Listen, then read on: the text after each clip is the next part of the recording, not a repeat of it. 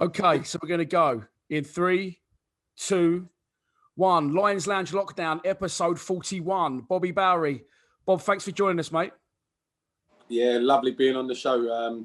I've seen quite a lot of your previous ones with some of my ex-teammates and that, and they've been really good viewing.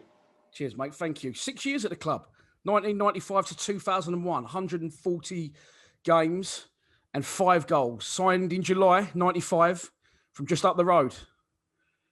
Yeah, that was it was a weird run. Obviously, I think Andy Roberts had gone a couple of weeks before, and I came over. I met Mick, who for me was like an unbelievable person to go and play for. Sold the club to me. I was in and out of contract negotiations with sort of Palace at the time. Millwall just seemed like a good fit in terms of being in London, not far. I think my missus was just about having my son, not far off that. Listen, it was 6 years up and down. Loved a lot of my time there. And when I go back there, I've done the commentary a few times with Dino standing in the guys, been in the box a lot of times. Obviously got players at the club, and I've actually got a good relationship with the fans. It's actually been especially quite nice for me when I go back there, because at the time you probably don't get appreciated as much. And then, listen, it was for me, it's a real good thing in building my character in my life, really, in terms of being at Millwall and being around such good people at the times. What was it like for you, the original transition, of course, coming from Palace? Did you find that more difficult? You brought Ricky Newman with you. Well, not if it wasn't your choice. Was that a double signing, or I remember? No.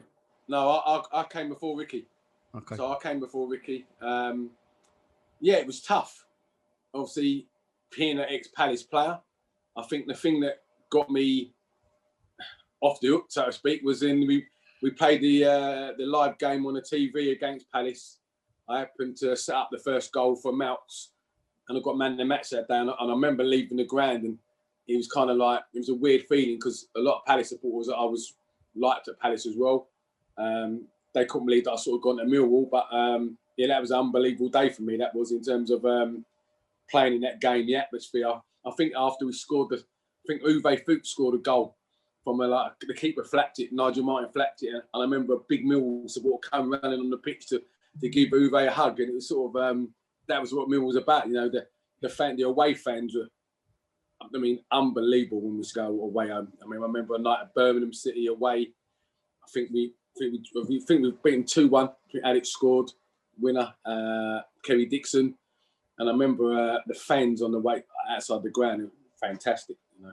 It's quite emotional when they're going for you.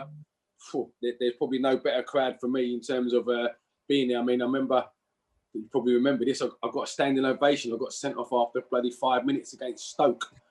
I've got that written in my notes. Yeah, I was literally in tears, and I'm walking off, and he's going, "Yeah, you're one of us." And I thought, bloody, I've just been sent off.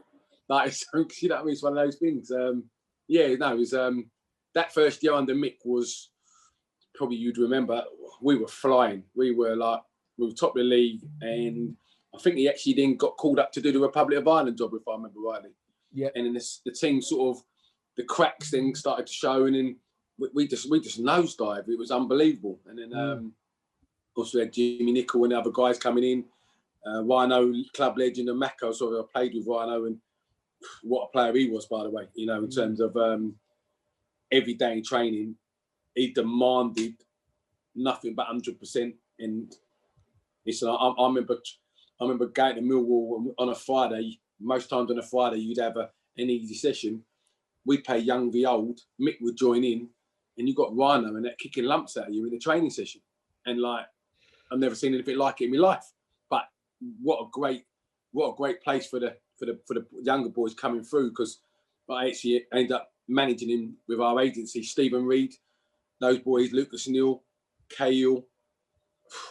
I mean, when those boys came through, they were like a breath of fresh air for an older player like myself. And I took a lot of them under my wing. I still speak to a lot of them now. And Lucas Neal's a very, very good player.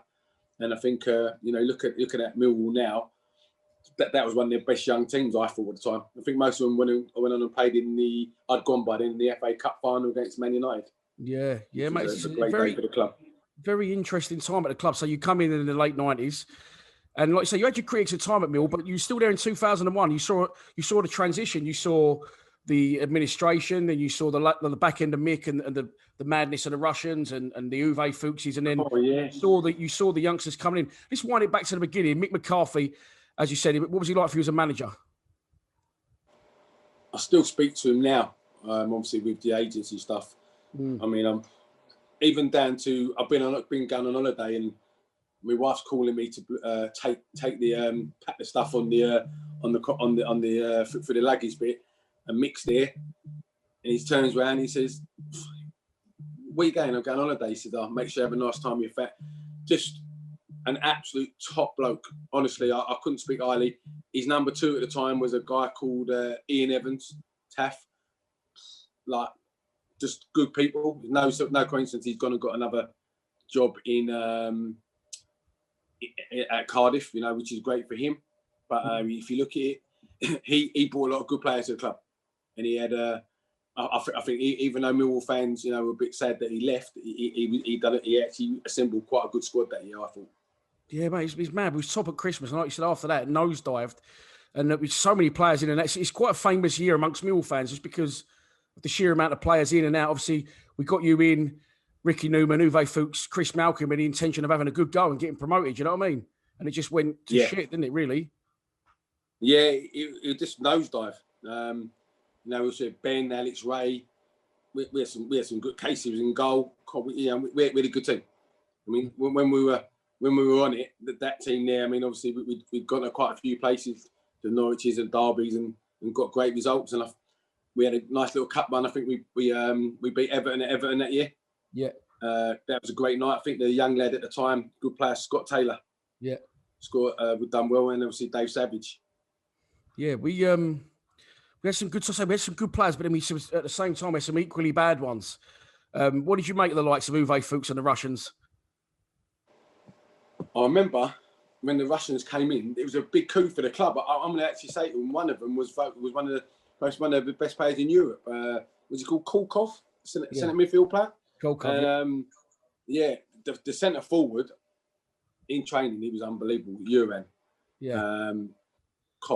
Talented was like really, really good players, but just different culture, different environment in terms of coming in there. Uwe was a bit different.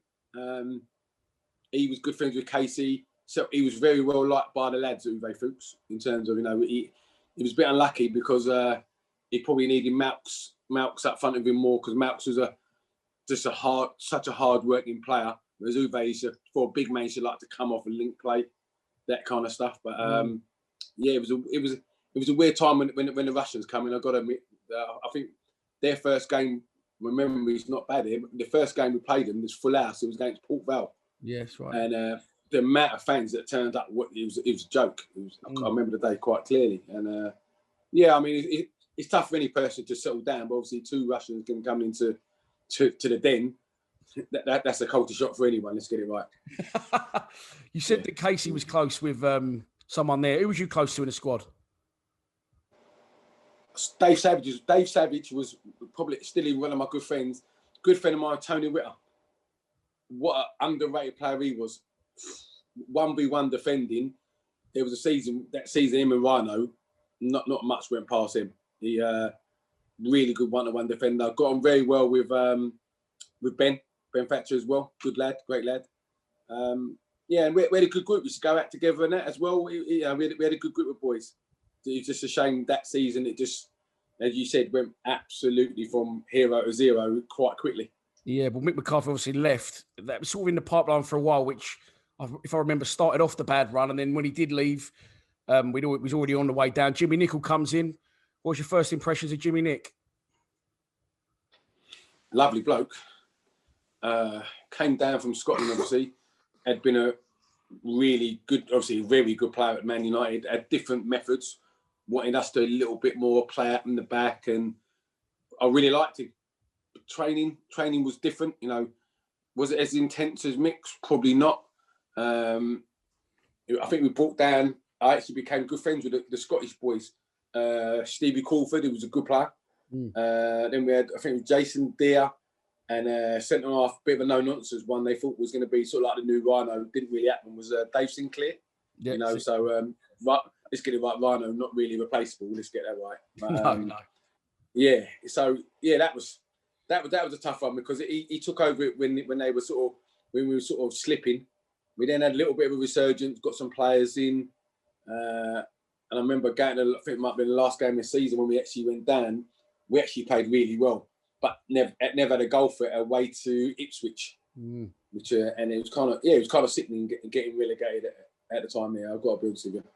Yeah, I was going to ask you that. Like the last game of the season, we went down a goal difference, I believe, and you've gone to the club with obviously the belief and the intentions from Mick probably saying we're going to have a go here. We're going to spend some dough because 220 grand for you back then, 750 for Uwe, 400 for Malkin. People were probably thinking that's not a lot, but back in them days, especially in Millwall terms, we were looking to have a go and go to the top flight, weren't we? Yeah, we invested. We invested. We had some. I think obviously. Ben Thatcher and Alex Ray were always going to go on and do better things. So, we did well. I think the club did well to keep them for that long. You had lads like Jason Van Blerk, who played a lot of games with the club. And listen, it was one of those things where I think even you're seeing it this season, you've seen a lot of teams with a lot of investment actually not doing that well. I think for Millwall at the time, it was about recruitment, getting the right players in, and obviously, Mick was going to be a hard act to follow by anyone, I feel. Well, look, we get relegated and we end up in League One. The 1996-97 season. I remember at the time everyone was saying, it's going to be, we'll go to League One, or whatever it was called then, Division 2 or 3. It would have been Division 3 then, wasn't it? We're going to go for a year, just for an holiday. And obviously, we ended up being down there 5 years. Did you have the belief as a squad and yourself personally that we can come straight back here, first time of asking? We should have done, with the players we had in that level. I think you become obviously a bit of a bigger scout then at the level that you're at there. Of course. And I think even, as you said, the club had then had that such a long period of time in that league, it became really hard. And as you've seen now, you've got in League One, Portsmouth, Wigan, who won the FA Cup a few years ago. You've got Sunderland. And you're thinking, Jesus, Ipswich, those clubs are all bigger than even a Millwall now, currently in terms of fan base, size of club, and obviously history being in the Premiership. So you look and you go, no one's got a divine right, I think, to go up, obviously. And I think that was a really hard thing for me to take, playing, knowing that we were actually probably, if we had the correct mentality and getting on it properly, we had a squad big enough and good enough to get promoted. Went into administration at some point along the way there as well. So did that have a knock-on effect to the squad? It must have done, surely. Yeah, it was weird thinking, are you going to get paid? What's going on? We had a little bit of a fire sale, didn't they? They sold a couple of the players and that. And yeah, the club was in turmoil. It was a weird place to go in every day. Listen, for me, football's always been my life. So I loved going into training at the training ground. It was under any manager. It was a pleasure to actually be able to do something you actually like doing. I think nowadays a lot of the young lads, due to not just the money but how the business is, do they actually love football? I'm not so sure. I think when I saw the likes of Reed, Cahill, and all those boys coming up, we'd get at 9 o'clock. Neil Harris, I remember Neil Harris coming in, good friends with Chopper, and I think he played the last game of the season. I can't remember. We played, done really well in the game. Then he ends up making an unbelievable career for himself. We had the other lad, young lad, Sadler, who, if he didn't get an injury, this kid was a hell of a player. I think he was going on to be a really good player. So that was a tough time here. That period of time in my career at Millwall. We finished 14th this season. I was trying to pick out a highlight or two. You played 30 games.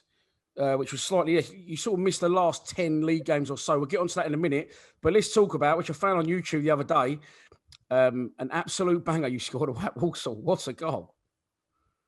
Yeah, it was a good goal. After I actually showed it to my academy boys. They couldn't believe I kicked it that far. With the news that manager Jimmy Nicholl and his assistant Martin Harvey have been sacked. The departures are part of the club's financial rescue package. Chief Executive Graham Hortop has also gone. Yeah, it's a good strike. I actually got injured. I got injured on. It might have been actually the same. It might have been the same game. I'm not even sure. I done my wrist. Someone landed on my wrist, and literally, I was going to play on the Tuesday, and basically, I got rushed in hospital, sat in St John's Wood, and I had the operation, and I was out for literally, the rest of the season. What, of a wrist injury? And, it was my wrist. I'd done a scaphoid, like really bad, which weren't great. But actually, I think that might have been I think I'd done my knee, and I came back. Literally, I missed the whole of pre-season the next year. Came back, and obviously then I believe Rhino and Mac had sort of taken over temporary thing. They got back the team spirit. In all fairness, that was a big thing.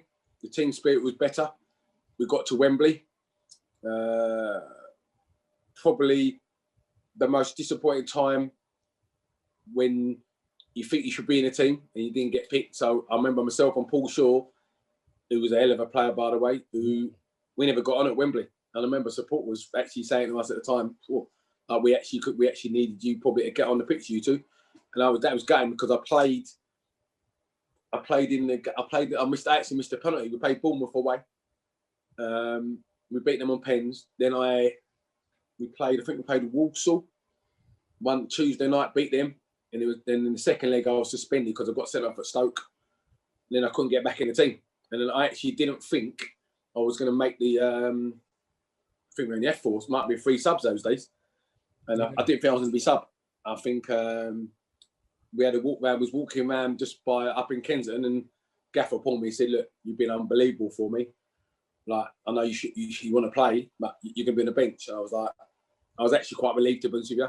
But I actually felt a bit, it was a strange one. Even going to the warm up, it was at obviously the old Wembley there, and you're thinking, God, what a place to play football, what a place to go and try and get on and play. And when you don't get on, you're kind of really deflated. And did we get beat 1-0? It was a bad game of football. 1-0, literally last kick. Yeah, it's a bad game. Yeah, it was a bad day. And what was really tough is that we'd organised an event with I think the fans came after at like a hotel, like a bit of food and everything. And it's obviously when you don't play, it's not great, but when you lose as well, coupled with that, you don't really feel like talking about the game, the Panthers and it.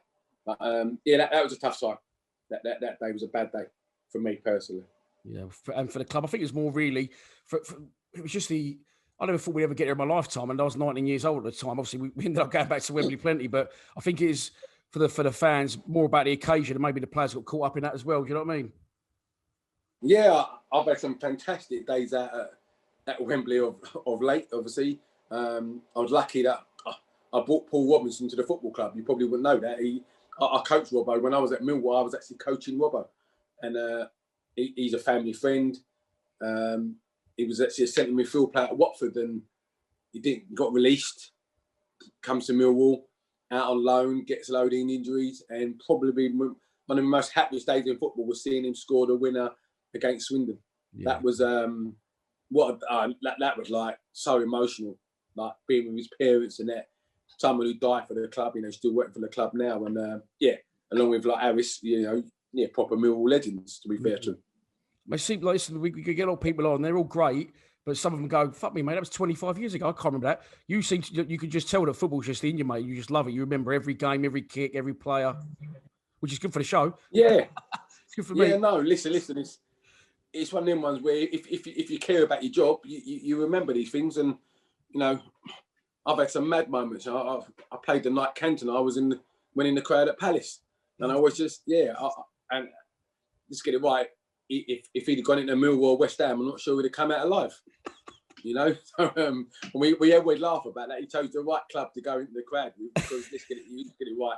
He wouldn't have been coming back with too much of his body left, would he? But, that was a mad night. And I actually remember one night a Birmingham game when we beat Birmingham and they smashed our coach. We come back. We were to move to the front. The whole back of the coach was smashed. And unfortunately, believe it or not, on the reverse game when we beat them, I think I scored in that game. We'd done 2-0. I think there's someone that actually got killed, with like a rival. And I think back years went on the playoff game when it kicked off at the Den and that with the Birmingham lot and all those. It's kind of it's sort of good and bad times, Yeah, mate. Yeah, but listen, you had a great career. I can't believe how long you played for the club for. I say we'll get onto that later. But let's wind it back. So I want to ask you saying what you saying about the players coming through and asking about the transitional time at the club under Jimmy Nicholl's management just before he got sacked. Just some of the players that were in. I mean, Mark Bright came in, Crystal Palace legend. I remember him scoring actually at Bournemouth. I was there that day. Darren Huckabee, and then you got the youngsters coming through, Sadly and Bircham, and then obviously Ray Wilkins comes to the club as a player. So some very big mix of youth and experience, wasn't there? Ray Wilkins, bless him, God rest his soul. I came across him. I went on trial at QPR, and I signed for a month. And I just remember him and Kenny. I was like a 70-year-old skinny black kid going in there, and they took me under their wing, like Ray Wilkins and Kenny Sanson. And I just remember after every training session, I'm watching these two fellas. They used to put a dustbin in them on the centre circle, and they go in the penalty spot, and they try and hit the bin. And Ray Wilkins, right and left foot, I'm talking unbelievable. And then he came to Crystal Palace. So when he came to Palace, he mentored me and Gareth Southgate in terms of went on an away trip to pre-season, looked after us, unbelievable role model. Then when he came to Millwall, I was like, oh wow, this is like great. I mean, listen, obviously he was a time where that was another tough time when he was there. But as a person, he probably had a big influence on me in terms of my standards and to say how you carry yourself as a person. Mark Bright, obviously, know really well. I actually joined Palace just as he was leaving. But listen, he still works for Palace now. Great person. Darren Huckabee, a hell of a player, by the way. I remember a game, I think might have been right early start of the season, might have been Crewe. He destroyed them. Pace, power. And I believe we got him from Newcastle on loan at the time. And then we called him. I mean, you could always see that he was going to go and be, he probably could have been even better, but a top player, good player, very good player. He was. Talk about Jimmy Nicholl. Jimmy Nicholl loses his job, and then we see the return of John Docherty. What did you make of Jimmy Nicholl out? Do you think that was warranted? And then obviously the Doc coming back after a long absence from the club temporarily. Yeah, so that was a period of time when I was injured with my knee. So I didn't really come really much with John. I was with a physio a lot of time. Obviously, he'd been a legend at the club. So obviously he carried a lot of, gravitas in terms of like people respected him. I think the Jimmy thing was results. It was a results game, as we speak now. Bournemouth have got relegated, lost 4 games in a row, and Jason's been sacked. Football is sadly the most ruthless industry, one of the most ruthless industries, in terms of it's a results game, and ultimately players get the manager sacked because they're not performing or not playing or not getting results. Player power, mate. I believe you, and you'll probably know more than I will. Player power is massive now in football. Yeah, you see even with big teams, players. I mean, going to Chelsea, you've got players like Alonso and that were never going to play under Lampard. Comes back first game for the other fella, scores, and you're thinking, what's going on here? And you think it's about opinions as well. If you look at, even the boys have had Brian Webster, Aidan O'Brien, Robbo there, and those good lads there. It's hard because obviously you look at Byron, he came in to replace Robbo, and you're like, Robbo's not replaceable. No. Because I remember the night Robbo got injured at Barnet in a comeback game for Millwall, might have been a cup game. I'm in the hospital at 2:30 in the morning with him, like thinking career full trouble. I think he might have done his ankle again. And the amount of adversity he had, but then to go on and do so well, showed you that one of the key ingredients of being a Millwall player, you've got to have resilience, but you've got to have a strong character. The 1997-98 season, obviously the Doc was only there temporarily, and Billy Bonds comes in. So as an ex-Palace player coming to Millwall and now seeing a West Ham player trying to achieve a management career at Millwall, what did you think, now this ain't the right fit, or did you think maybe he can turn it round? What was he like for you, Bob, as Billy, as a manager? Well, he made me I was captain under quite a few of the managers. It was quite weird. Jimmy, I was captain under Mick for a bit. Jimmy Nicholl, and Bonds, and he lives out in Alpington, not far from me, and I really liked him. as a person, you could see why he was, well, I'm not saying Bobby Moore, but like we talk about West Ham, people talk about him in the same kind of breath. And he brought in his assistant, who was another good bloke called Patsy Holland, and we actually were doing all right under him. We had some good results under him. But ultimately, coming from West Ham, you're never going to win Millwall fans over, are you? No. Let's get it right. He could have won 20 games in a row and whatever, and he would have still been seen as Billy Bonds from West Ham. And I get that. And, to be fair to the man, to take on that job showed some absolute balls, to be fair. Yeah. As a manager, because you're there to be shot at. And listen, still see him not as much, obviously, but yeah, he was. I got on very well with him, and I was a bit gutted when he went, to be fair. It's another season where I just pick some random names out, and I do like to do this. The young boys we'll talk about in a minute, the sort of the early foundations for the title winning squad 2001. But some players, first off, 2 goalkeepers that were legends in their own right, but never at Millwall. Mark Crossley played 13 games for the club on loan, and Nigel Spink was played more games. What were they like as characters, those boys? They were. I think you missed the name, Matt, as well. There was another lad who I played with at Palace who was an absolute nutter, Andy Gray. So Crossley, great keeper. Spink, great keeper, great person. He had an aura about him. I mean, let's get it right. He won the European Cup. Yeah, for Villa, didn't he? Yeah. Right. And you look when he came in the building, like he was like a man mountain. He was. I mean, Keller was naturally gifted, very good. Spinky was sort of coming at the end, but he had an aura about him. Crossley, good lad, real good lad, good people. Good around the dressing room, looked after the youngsters, and yeah, I mean, when you get those kind of people coming to the club, I actually forgot about those 2 differences that they actually were at the club, because they were really, really good people. We always end up talking about the same sort of people, like the Russians and the Uves. So I thought I'd go down a different route, just pick some names out of people. Another character I'm hearing, he was a born-again Christian by the time he got to Millwall, but previously had completely been a Fruit Loop. Brian Law, and also talk about Paul Shaw, because he was just a good player for us, and he's still fondly remembered by fans. I knew Lawsy when he was at QPR when I was there. So Lawsy was coming through, and obviously he played a few games at QPR, went to Wolves. Good player. He would have probably, if I got a Bundesliga, without his injuries, he was the nearest one in terms of a mentality, and that's why Rhino and that loved him. And the guys, he was a good pro. Did everything right. Really good lad, hard as nails. Paul Shaw, that might be a bit controversial here. You got Morrison, you got Chopper. I'm putting Shawsy right up there with him. But as a player, technically outstanding. Came from Arsenal. We hit it off together. I think one night we battered Gillingham one night. I think I might even set up a couple of goals. But he was unbelievable player. Really, really good player. I think he's out in America doing coaching, but he should have been, for me, probably a top Premiership player. He was that good. Yeah. You know players are good when in training they're consistently the best players in training. They're really good. Yeah. Good player. And then obviously, say that the early foundations of the 2001 squad, probably a highlight, one of the few highlights to come out of the season. We finished 18th.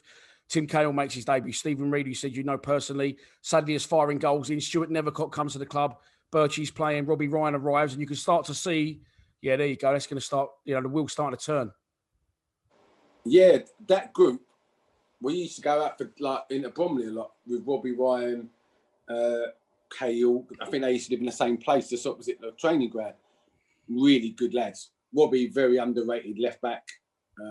Probably most people probably say that he'd probably been in that era, last couple, probably been the best left-sided left back we've had. Cahill was a phenomenon. Playing with him, I'd be doing his dirty work.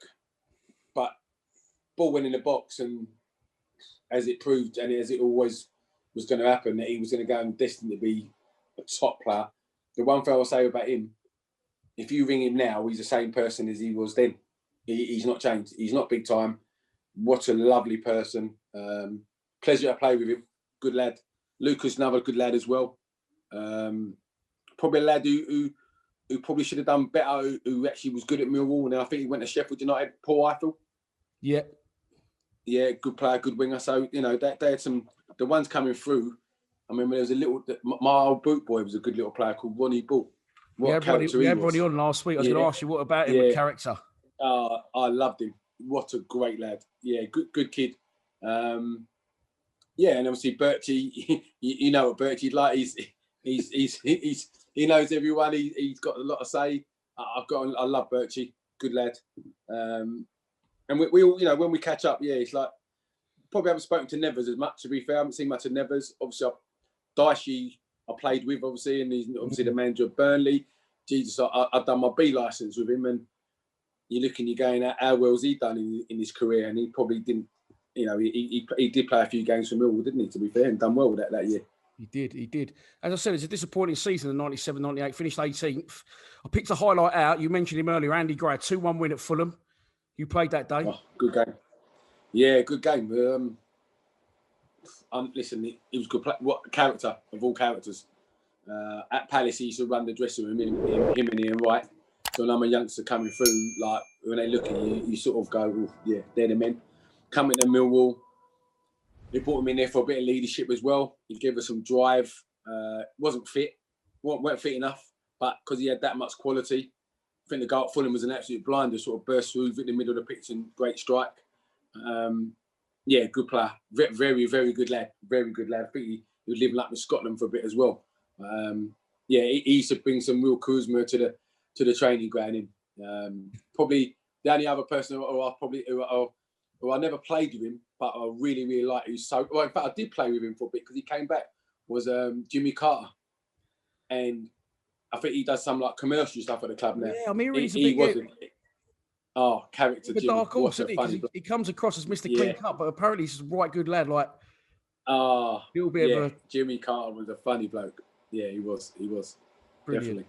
Yeah. So the 1998-99 season is Rhino and Macca come in. I was going to ask you, where was your contract at this point? Because when you originally signed, you know, was at the club 5 years. What did you sign for originally, if you don't mind saying that? Not money-wise. I signed 3 years. Yeah. And then there was talk about me going to Reading, Norwich and Derby, and I think I got slaughtered in the press about saying I want to go when I didn't want to go. And I think I signed another 2 years with an option. And it was a weird one because you got a little bit of love-hate, because the love is that the club is so good in terms of loads of people around it, but actually the hate is that I want to play all the time. I want to play. And there was no guarantee at the time that I was going to play, because you got Cahill coming through, you got Birchie, Rhino said everyone's playing for their places. I think I started the season. In fact, that was the season I think I'd done my arm. And then I came out, and then I struggled to get back in. The team were flying, by the way. Like you had the youngsters were really coming into fruition then, in terms of the Eiffels and the Reeds. I think we who did we play? We had a couple of absolute ding-dongers against Gillingham. A couple of games where, like, one of them might have been 3-3 where I played in that. But yeah, listen, I haven't seen Rhino for quite a while. I've seen Macca around a bit. They're Mr. Millwall. So if they're not having you, they're telling you. If they're having you, they tell you. And I was a straight person like that. And listen, both of them got a lot of time from as people, because of how well they did for the football club. And they were, I mean, I can't tell you how underestimated Rhino was a player. He technically was very, very good. And his standards were brilliant. He's supposed to be a brilliant leader, a brilliant pro. Obviously, everyone at Millwall loves him, but at times it could be a little bit miserable, especially if a youth team player tried to chirp up to him. He used to put a few people to bed, didn't he? Oh, he's no nonsense. Yeah, he shot me down a few times. Yeah. Listen, I'm not going to make no bones about it. He wears his heart on his sleeve, and yeah, Jesus. But I would just go as far as saying he would die for the club. Let's get that right. He was a top bloke. After being so, Kevin O'Callaghan as well was one of the coaches at the time, and the one who bought all the other boys, some of the boys, Tom Wally, who was one of the youth team coaches. The youngsters coming through, what I would say with all of those, they were all good people, and no coincidence why they all went and, let's get it right, had good careers.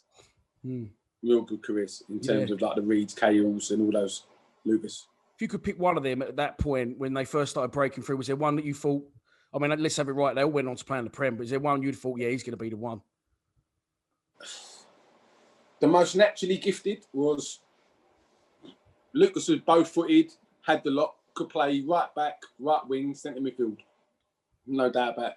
Reedy took a bit longer to come through and then became, remember one pre-season we got him down to like a fitness place when we were looking after him, and he come back and he was like a machine.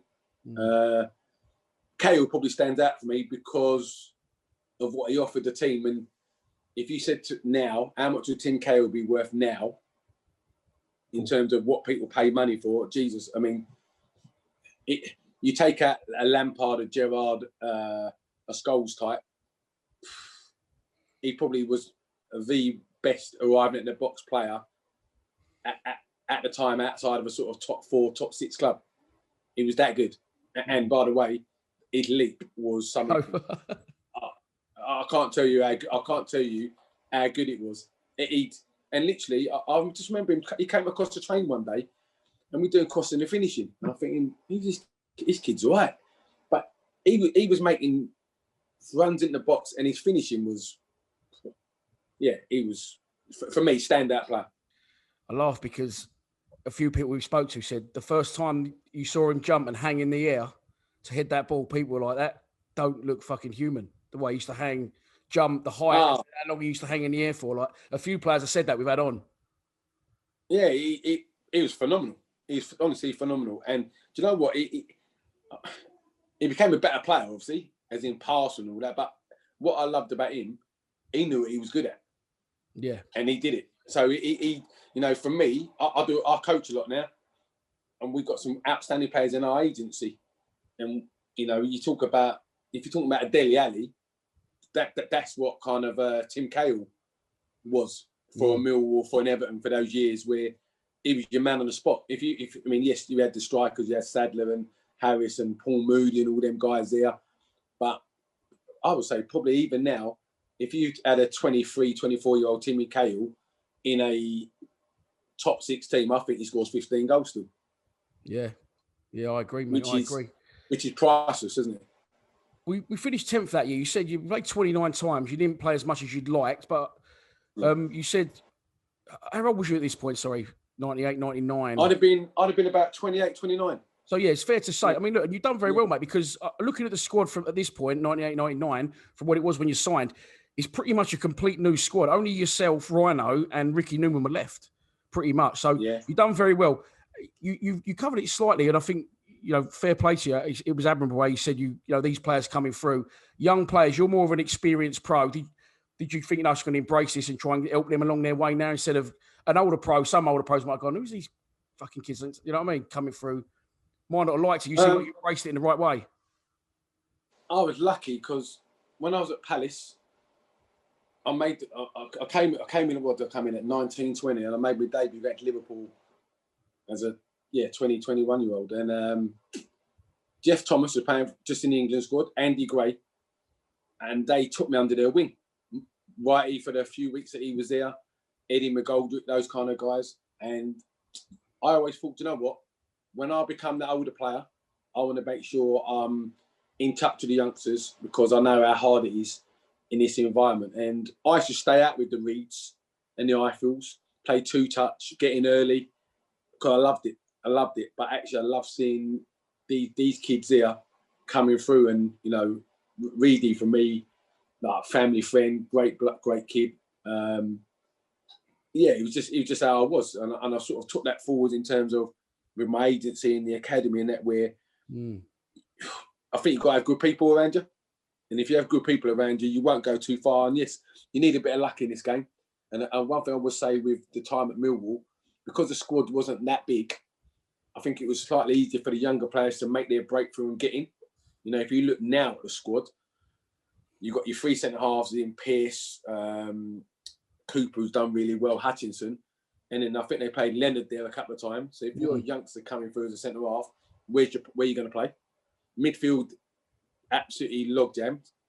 And up front, they've got 3 or 4. So actually, the times now, I look at it and go, would I have made it in football now? I'm going up. I was a runner. I was athletic, so yeah, I could match that side of it. I was always fit. But actually, your pathway's slightly different now in terms of. I think the squads are smaller, so you get more of a chance quicker. I think nowadays, unless you're exceptional, I mean, you look at Ben Thompson. He's been around the group for a long, long time, hasn't he? You know, he's been around the group a long, long time. He's still in it. Marlon Romeo, also they got from Gillingham. I think Fitzy got him from. He's now at the team because the lad McNamara, who I really, really like, by the way, he's come in and he's a good player. Good player, he's a very good player. You know, and he's waited his time. He went out alone at St Johnson, I think. Yeah. You know, he's a good kid. So, yeah, I'm not sure how many are going to get through because there is, as I said to you, more older players coming back. But back to your question, yeah, it's just for me, I always wanted to help people. And if it helped me, then listen, it's the key thing for me, that is. You said like the youngsters coming through, they got their chance. It was probably one of the good things to come out of the club going into administration that we couldn't buy anyone. So we brought the youngsters through. When we come out of administration, 98-99 season, Theo Paphitis is now the chairman. Neil Harris joins the club. What was your dealings with Theo and, if any, and Neil Harris? What did you make of those characters joining the club? Theo, absolute top bloke, honestly. I think, for some reason, I'll tell you what happened. We had a real weird sponsor, like it was a Norwegian TV, something, I remember rightly. In fact, he gave me my new deal and, you know, honoured all my stuff in it. And I thought he's a businessman, top businessman, really good bloke. I remember Chopper coming into training, and at the time we had, and these are the names we had, Nathan Ellington on trial, Dave Kitson, and Neil Harris. And we're doing the training session, and Ellington and Harris was on our team, and they absolutely destroyed. I can't remember who the centre halves were at the time. They ran them ragged. So I remember Rhino and Bob. I think Bob Pearson bought Chopper in, and they pulled me in. There, what do you reckon? I went, you got a choice here. Kitson is more of a Millwall type player. How he was, like get it in, bully people. But it was really, really raw. He came from like a team like called Arsley Town or something. Was that the ginger fella, the ginger striker? Yeah, he was at Reading. Yeah, good career. Good career.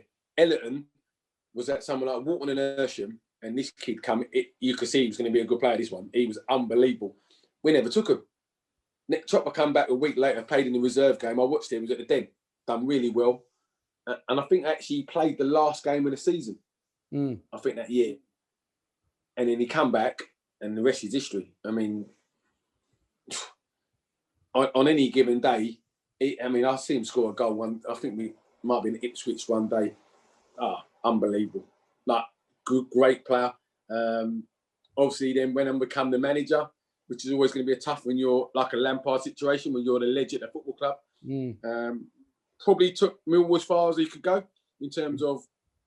I don't know if you agree here. You look about the budgets and the money. Millwall got near the playoffs a couple of times, didn't they? You know, right on the edge of it. And I think, obviously, then he went to Cardiff. And it hasn't worked out at Cardiff. He'll be back in management. You know, obviously, I know David Livermore. I played with David as well. So Livers was a top lad. And listen, I can't speak highly enough of Chopper. You know, obviously, took a couple of. I also managed Joe Martin as well when he came down to Millwall for the short spell, which was through Chopper as well. So yeah, as a player, yeah, he'd probably go down as a. Would you put him in the same breath as a Cascarino, Sheringham? You probably would do, wouldn't you? Well, yeah. I mean, I know the level we was at as a club at that point was a bit lower, but the goals he scored, mate, unbelievable amount of goals he scored. He pipped Teddy Sheringham for the record, didn't he? Yeah. He's he for me. Yeah, as you're talking about as a club legend, yeah, all day long for me, Chopper, without a doubt.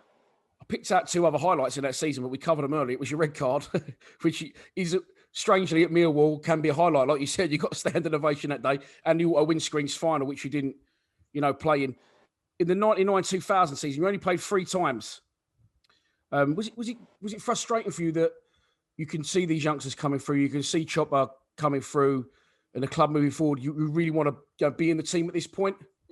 Did you say you want to stay and fight for your place, or was you had an half an eye back in that? Who was the manager at that time? Because did we not have McGee comes in after Macca gets sacked away at Brentford? Yeah. Mark McGee come in. What was he like, Mark McGee, as well? And did you think you could still impose yourself on the team at this point, or was you realise you might have to be looking elsewhere? No, there was a real political one where I'd had the injury, couldn't get back in, and I was going to go out on loan. He liked me as a player, so problem was the team was flying. I think we brought in was he Belgian winger, Christa Canet? Yeah, what was he like? Wild card, maverick. What a player! Like, so we had some. Yeah, I mean, I don't make no bones about it. You're watching the game each week, and you're going, "Geez, these boys are doing all right. You ain't getting in here." And it was a bit of a sad one because I didn't want to leave the club not fulfilling being involved in going up, and obviously we did. And it was tough because, as you said, the team were flying, and I had my own personal pride where I go in every day, train, do things proper. I never tossed it off. I did things right, but just sometimes in your career, it just doesn't happen for you, and that was one of those years there. Yeah. It's funny you said we actually got to the playoffs that year, didn't go up, and then in the second year we did go up. So the year we went up, you were still a Millwall player. And like you, I looked in your Wikipedia this morning, did a bit of research, and I saw that he was at the club for the last 2 years, didn't really play, wasn't really injured, but didn't go out on loan either. And I thought, I obviously didn't know you. Speaking to you, I can 100% tell you would never be tossing anything off and thinking, fuck this, I'm going to sit this contract out. So it must have been a frustrating time for you at the club, obviously. No games at all. Was you involved at all? Was you still in around the dressing room and fully involved in the training ground? Training, all the time. Training with the first team. Mark McGee was good like that with me in terms of. I remember when Claridge. I think with Claridge and Cotty coming. Yeah, same Claridge. day. I mean, Jesus. He came with a train. Left it, run down to the betting shop in his socks and his things to have a bet. And I'm thinking, what's going on here? Like, I've never met anything like him. Do you know what? He was an ex-player told me, this has never gone out on the channel, that one of the more, I think it was Dicey, pulled him and went, fucking smarten yourself up. What's wrong with you? Look at the state you fucking flip-flops. Just coming out the car in a fucking t-shirt that's been worn for 3 days straight.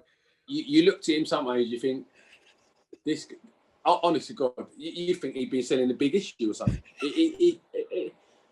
I'd never seen anything like it.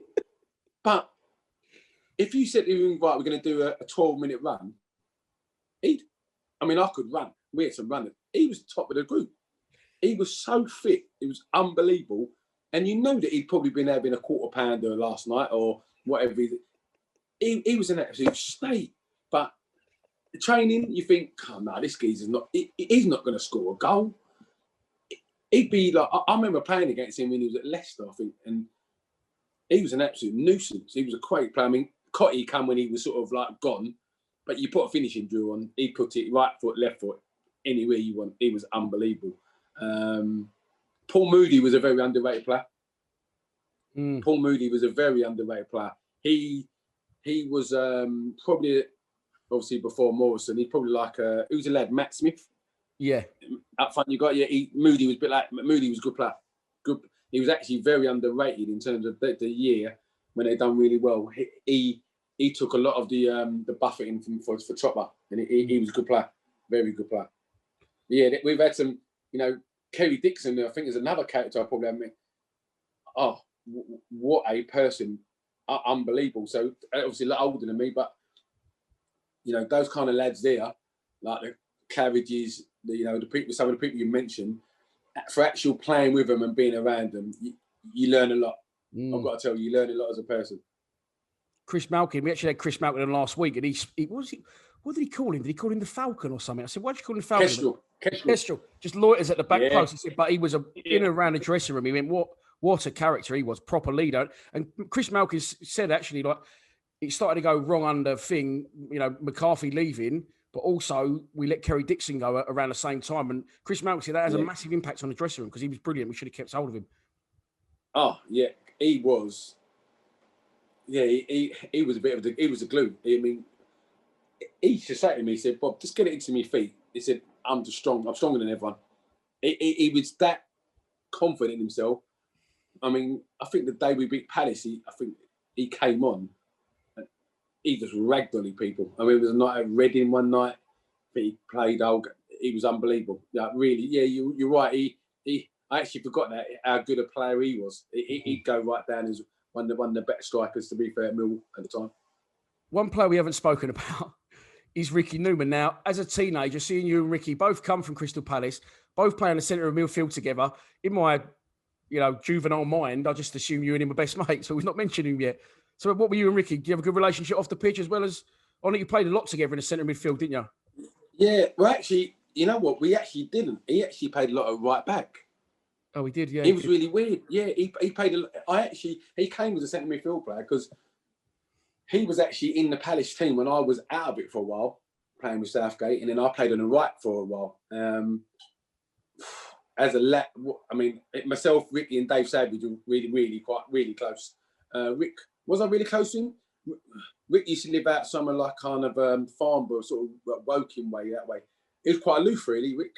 But what a laugh, what a great lad in terms of he was still playing football up to a few years ago, playing for some good Aldershot and doing well. I still see his dad going at Aldershot games, or if I'm at a couple of games, his dad just loves football.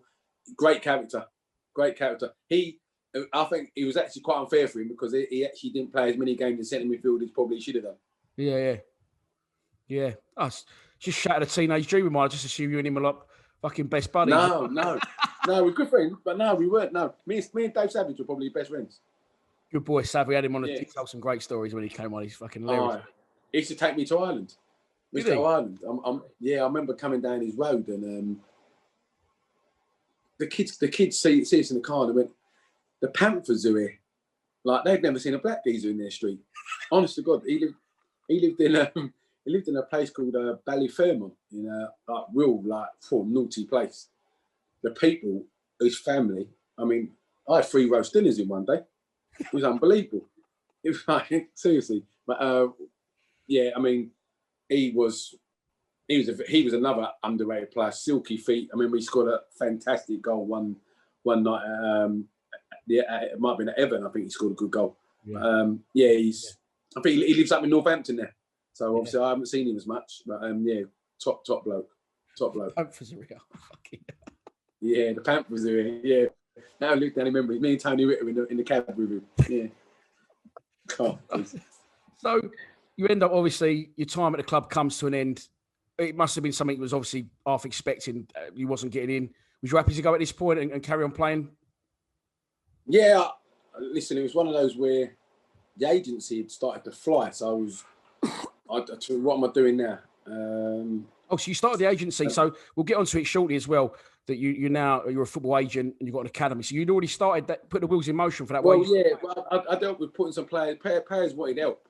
Because and people, the right people. Because ultimately, the one thing happened with me, I had Gaz as agent when I first started, and not speaking out of turn, watched me play a couple of times, done me a good deal, didn't have any involvement in my football, couldn't help me. Then I had another guy who looked after Stuart Downing, who,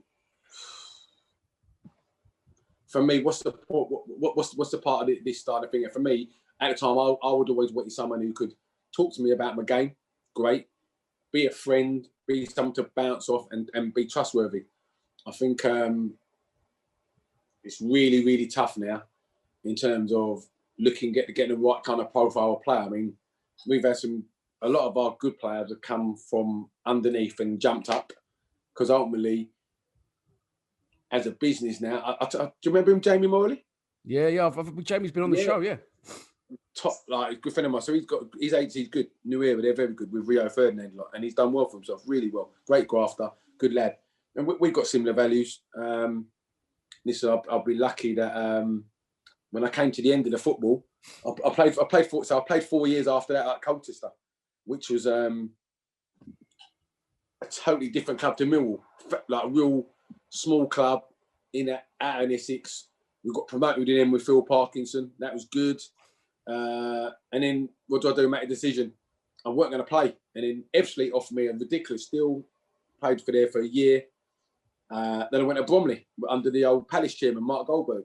Right. we got them promoted. So we actually beat AFC Wimbledon in the playoffs. So you look at Wimbledon are now. Wimbledon are a League One club. Obviously, Bromley in the National League. But and then obviously the agency became more and more forefront of doing that in terms of heading up all the recruitment of players. The academy is very good. So we've got probably top 3-4 academy in the whole of London, in probably South East.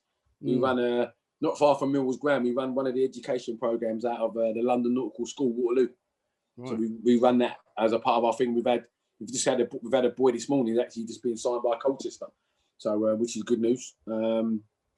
It's a different world seeing it all in terms of that. I get down previously before the lockdown. I probably used to get down at least once a month to the ground, either doing a bit of co-commentary or going to watch a game with either our players at Millwall or the rival team. So, and so many old faces there. It's great to see them.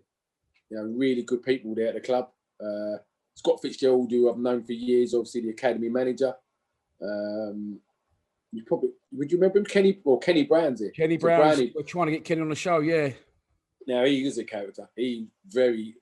Kenny Brown, Billy Bonds brought Kenny Brown in and Paul Allen, I believe. Yeah. At the time, they were unbelievable pros, them two. Like real good. But yeah, Brownie's a great lad. And they've got some really good people in the youth section. Obviously, Robbo's there, Nuge, Chris Perry. So, the things are quite bright for Millwall. I just think, obviously, I haven't seen too many games of late. There seems to be a bit of a struggle of actually have they got enough goals to win a game? Because at the moment, you look where they are in the league, on paper, they probably should be maybe a little bit higher. But you look at that league, there's some absolute powerful, big teams underneath Millwall, aren't there? Yeah, it's a tough league this year, I think. Got any Millwall youth team players on your books? We've got a couple of younger ones in my 14s, 15s who come to my academy, come from out there. I haven't really seen too much of the youth team because of the lockdown and that, but I'm being told there's a couple of real special talents there. They've always produced a player. Sadly, they normally sell him before they get in the first team. Yeah. Which is a thing. I mean, what would I say Millwall now? What would be the expectations of fans in terms of where do you think they should finish? I mean, do they think they should be in the top 8? I don't know anymore at the moment, really. Because survival is key, mate. Survival is key for me this season. It's interesting because you said, I mean, look, if you play football for a living, 99% of footballers love football. And I obviously love football because I do this channel, but sometimes I've just got a real sense that you just fucking absolutely, to this day, despite your whole career, you stopped playing, but you never really retired, have you? Because you started the integration into coaching and your academy. I could just sense how much you just love it. You just absolutely love it. And that's rubbed off because your son is also now a professional footballer as well. Yeah, I'm lucky in that way because I've had some good people. I mean, Gary Alexander does some of my coaching. One of the ex-Brentford boys, Charlie McDonald, who actually is a Bermondsey boy, literally used to live 2 minutes from the ground.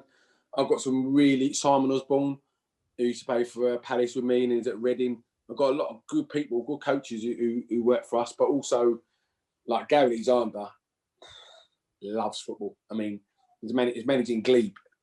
Yeah. Like I'm looking at him going, Gal, what are you doing? And he loves it.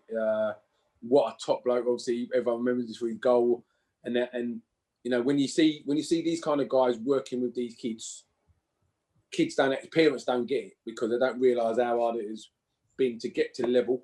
And then how do you stay at the level? So my boys realising that if you stay in, you're going to have half a chance. I think with COVID down this year, it'd be interesting for clubs like Millwall and that because what do they do in terms of their budget?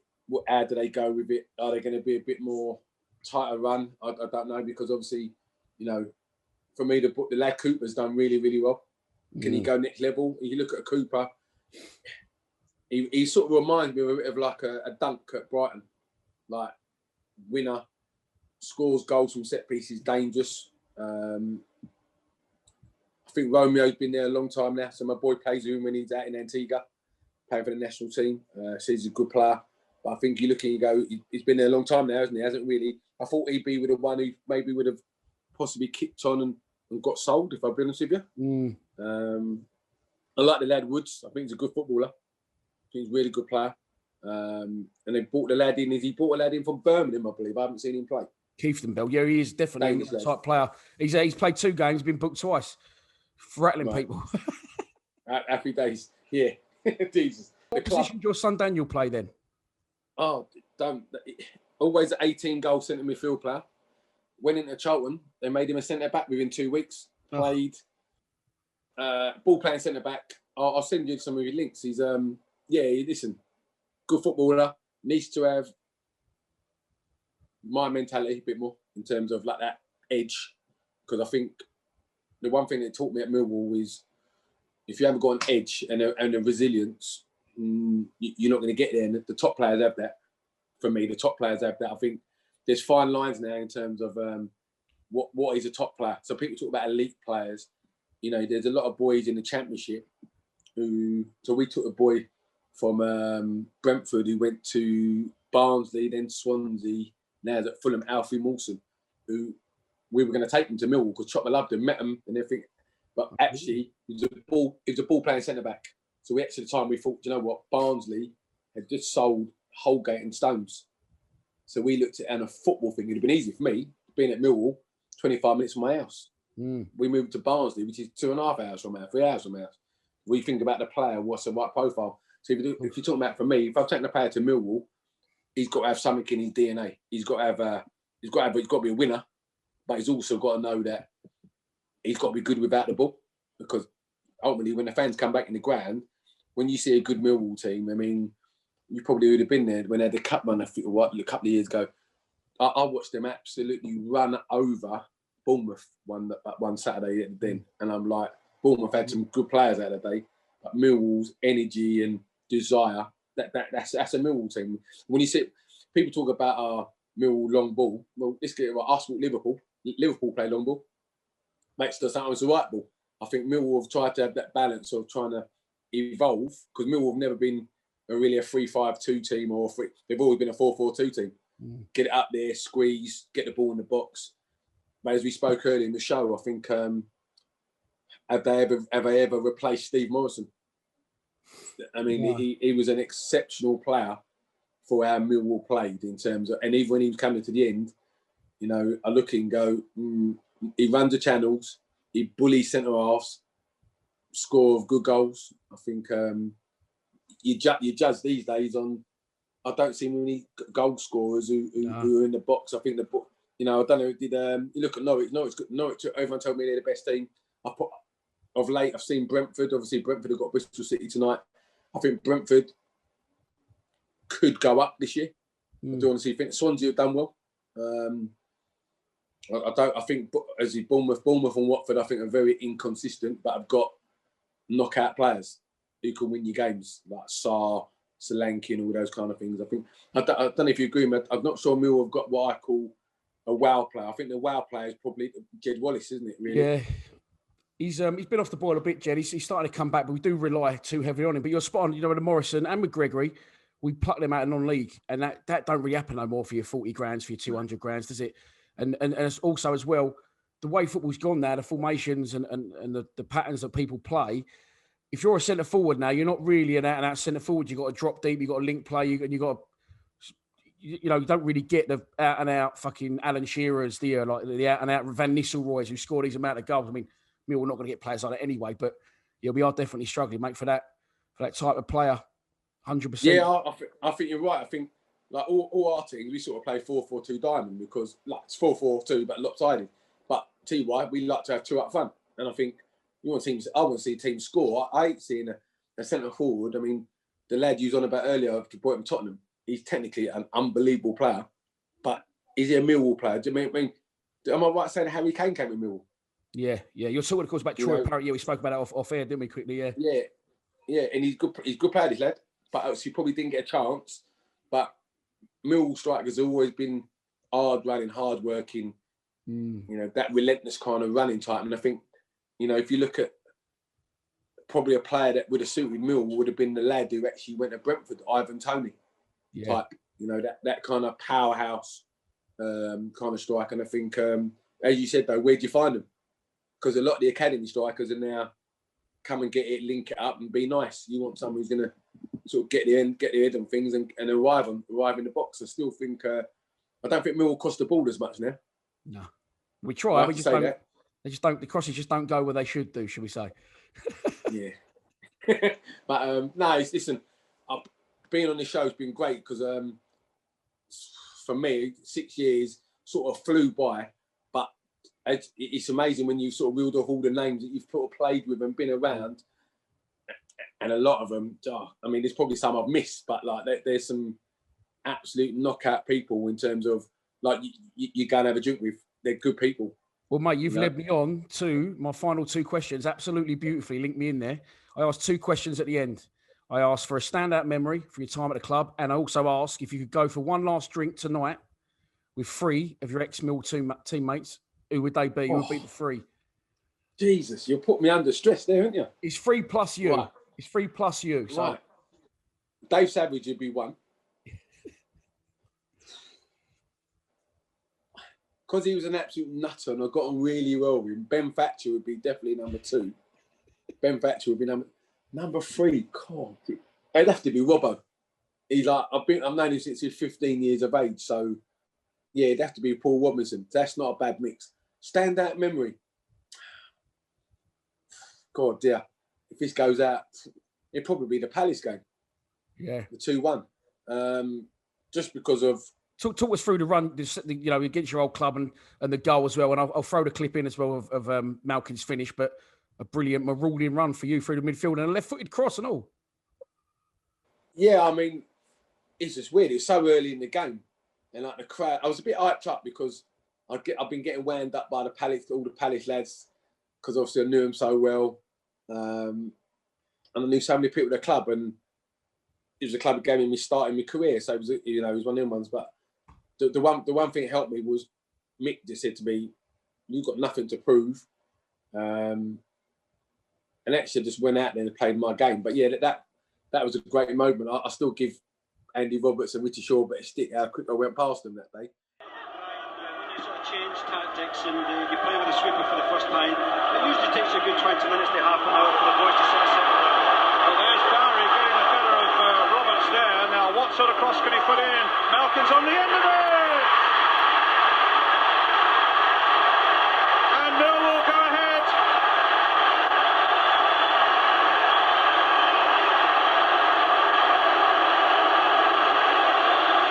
A terrific strike. Bobby Bowry had so much to do with it, but it's Chris Malkin who's nodded the visitors into this early lead.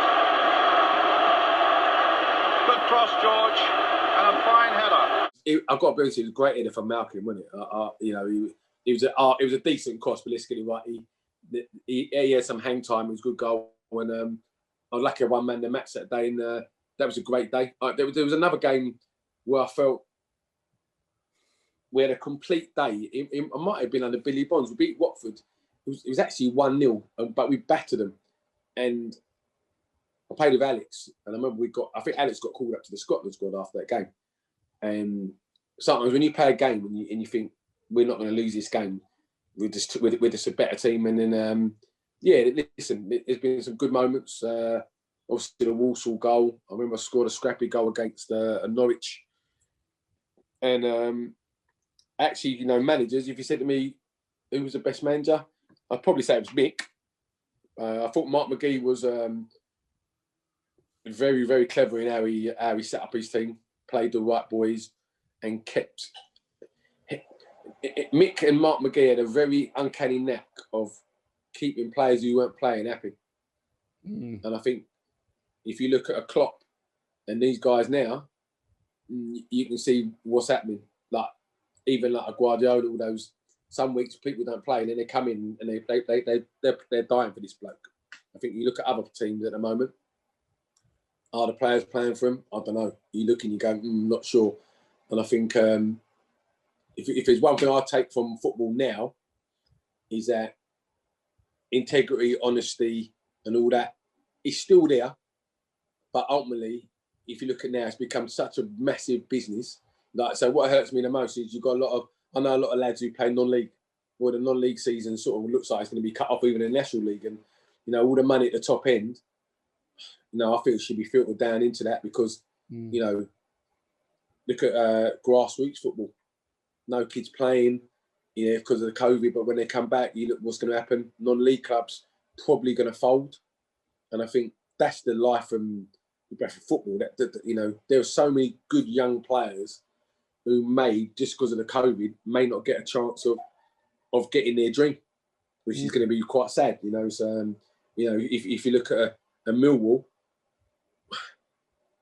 I'd probably say Millwall are 50% better team with fans here. Yeah, just simply because of the atmosphere, what they create. Any player will tell you that it don't spur you on their line, because it does. It makes you want to do. You do well personally as a personal player, but you know, when the Den's rocking, it's a good place. 6 years at the club, fond memories. Still fully involved at Mill. Still really, you know, seem like you wear your heart on your sleeve when it comes to Mill. They still hold a special place in your heart. And it was an absolute pleasure having you on the show.